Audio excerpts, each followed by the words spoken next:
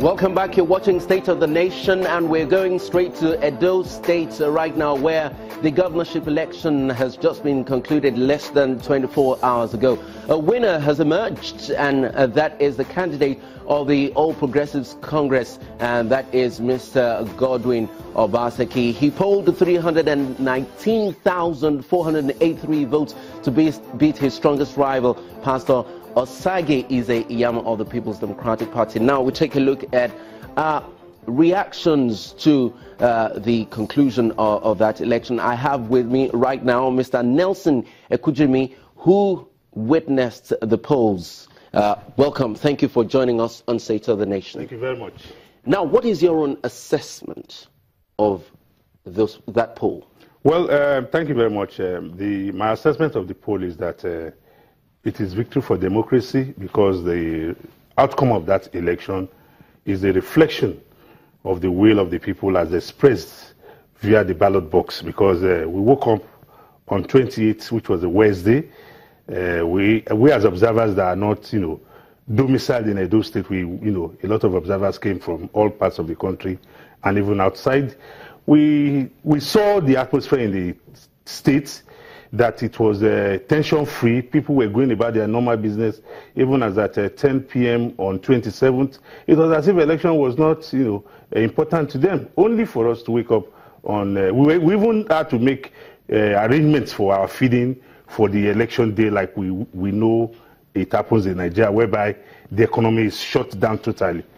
Yes, you've told us your own observation, but it doesn't seem to take into account the opinion of those who are going against the results of the election, saying the People's Democratic Party has actually outrightly said that it wasn't a free and fair election. Well, as an observer, I must tell you, I was also a witness to the collation of the results, and you and I know very well that collation of results starts from the polling units, and at the polling units you have party agents. From the polling units, when results are collated, and we all know that all over the state, all results were announced right there at the polling units. All right, let's hear from one other person who was an election observer in Edo State, and that is Mr. Abiodun Ajijola. Thank you very much for joining us via Skype. What are your impressions of the just concluded polls?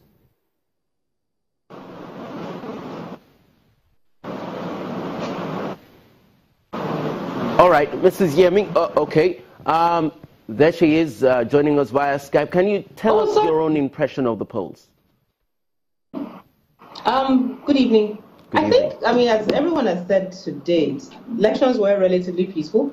So the fears around security that caused the cancellation 2 weeks ago proved to be unfounded. But I think what was flagged significantly was sort of vote buying on both sides of the divide. And that was reported across the state, urban areas, rural areas, and that was a major issue. Secondly, issue of police. Even though the police were deployed and they were present in pretty much every polling unit, their capacity to stop vote buying, for example, which is an electoral offense, or sort of manage crowds in places where they were got a bit rowdy, was a bit difficult, just because most times most of them weren't armed, so they also had to manage being there to provide sort of law and order, but also understanding the limits of what they could do, since they were not carrying arms. And I think lastly for us was the issue of display of results. I think that's part of what led to a challenge when you now have a collation issue where one party is challenging the results collated. I think simply because let's go now.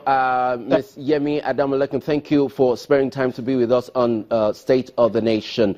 That's how it's been on the show today. We'll wrap it all up here. Many thanks for watching. We would like to know what you think of the Edo elections, as well as the federal government's plan to sell some portions of its shareholding in certain national assets. Also want to thank you, Mr.